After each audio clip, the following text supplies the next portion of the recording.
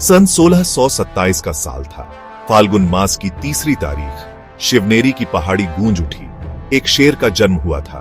नाम रखा गया शिवाजी। यह शेर था छत्रपति शिवाजी महाराज।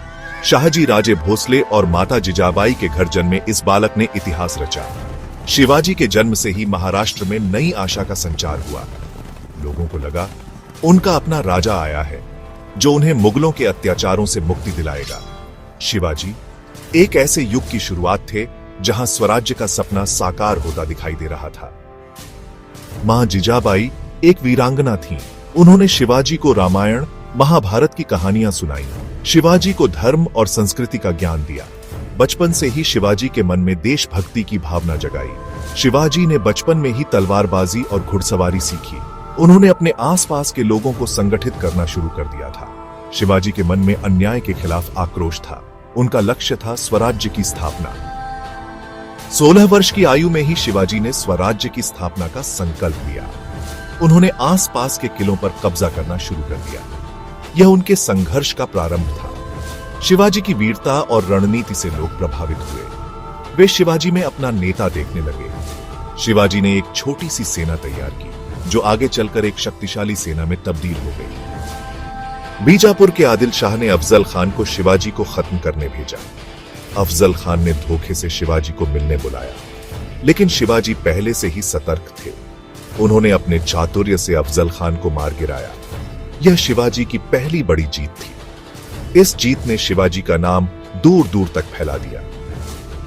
सेक्शन 5 प्रतापगढ़ की विजय, स्वराज्य स्थापना की ओर एक कदम। अफजल खान के बाद शिवाजी ने प्रतापगढ़ के किले पर कब्जा कर लिया।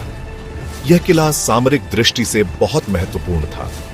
इस जीत ने शिवाजी को और अधिक मजबूत बना दिया। अब मुगल और बीजापुर दोनों ही शिवाजी से डरने लगे थे। सेक्शन 6 रायगढ़ का राज्याभिषेक, छत्रपति शिवाजी महाराज का उदय।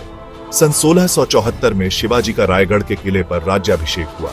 उन्होंने छत्रपति की उपाधि धारण की। शिवाजी अब स्वतंत्र हिंदू राजा बन गए थे। यह क्षण मराठा इतिहास का स्वर्णिम क्षण था।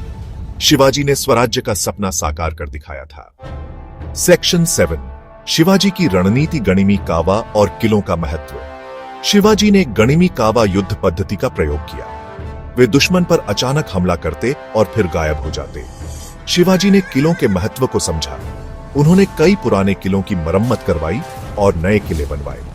ये किले उनकी ताकत का प्रतीक थे। सेक्शन 8 प्रजा हितैषी राजा, शिवाजी का न्यायप्रिय शासन। शिवाजी सिर्फ एक योद्धा ही नहीं बल्कि एक कुशल शासक भी थे। उन्होंने किसानों का शोषण बंद करवाया। उन्होंने न्याय व्यवस्था को मजबूत बनाया। शिवाजी ने अपनी प्रजा की भलाई के लिए कई कार्य किए। सेक्शन 9 हिंदवी स्वराज्य के सूर्य का अस्त, शिवाजी की विरासत। सन 1680 में शिवाजी का देहांत हो गया। उनके जाने से पूरा महाराष्ट्र शोक में डूब गया। लेकिन शिवाजी ने जो बीज बोया था वह अमर हो गया। उनका स्वराज्य का सपना उनकी मृत्यु के बाद भी जीवित रहा। शिवाजी आज भी करोड़ों भारतीयों के दिलों में राजा और नायक के रूप में जीवित है।